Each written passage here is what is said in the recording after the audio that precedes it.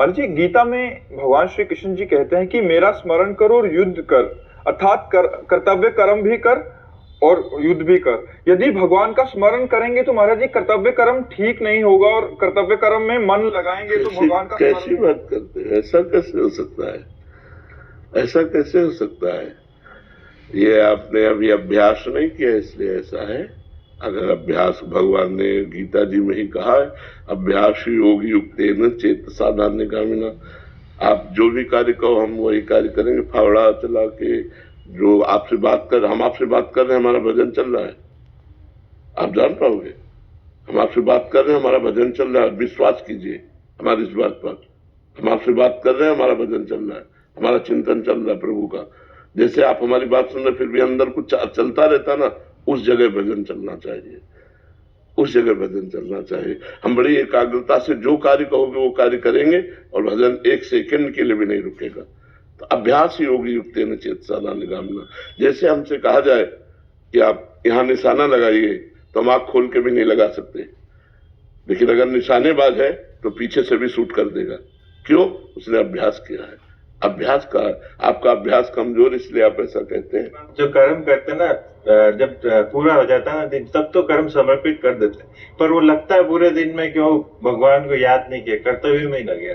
तो ऐसा भी करते रहो तो आगे चल करके कर्म समर्पण के उससे हृदय जब पवित्र होगा तो भजन होने लगेगा। एक अव्यावृत भजना, एक एक वृत्ति मुरारी पादार्पित चित्त वृत्ति। गोपिकाएं क्या नहीं करती थी? घर लिपना, धान कूटना, परिवार की सेवा करना, बच्चे पालन पोषण करना, पति की सेवा करना, गाय धोना, गाय बांध, लेकिन मुरारी पादार्पित चित्त, भगवान के चरणों में चित्तवृत्ति अर्पित है। कार्य, यही तो कहते हैं, चूंकि कार्य की कुशलता आपके अंदर नहीं आई, यह अकुशलता है भगवत विस्मरण करके कार्य करना। कार्य की कुशलता है भगवत स्मरण।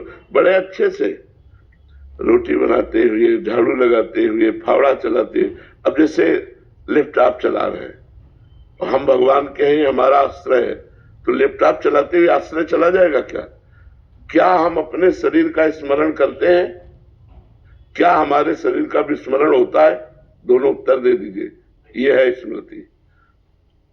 अपने शरीर का हम कभी जप नहीं करते, अपने शरीर का ध्यान नहीं करते, लेकिन अपने शरीर को कभी भूलते भी नहीं कि मैं शरीर हूं, तो मैं प्रभु का दास हूं।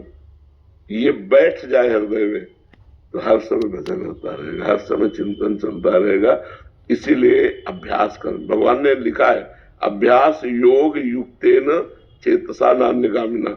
चित्त कहीं जाए ना, ऐसा अभ्यास कर लो। तो अभ्यास से ऐसा होगा। अब